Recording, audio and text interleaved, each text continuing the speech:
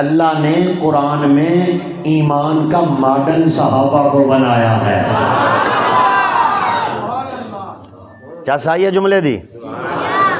اللہ نے قرآن میں ایمان کا ماڈل کس کو بنایا ہے؟ سارے بولیں گے، سارے بولیں گے. اللہ نے قرآن میں توبہ کا ماڈل صحابہ کو بنایا ہے. اللہ نے قرآن میں نماز کا ماڈل صحابہ کو بنایا ہے. اللہ نے قرآن میں روزے کا ماڈل صحابہ کو بنایا. اللہ نے قرآن میں دعوت و تبلیغ کا ماڈل صحابہ کو بنایا ہے. اللہ نے قرآن میں صدقے خیرات کا ماڈل صحابہ کو بنایا ہے.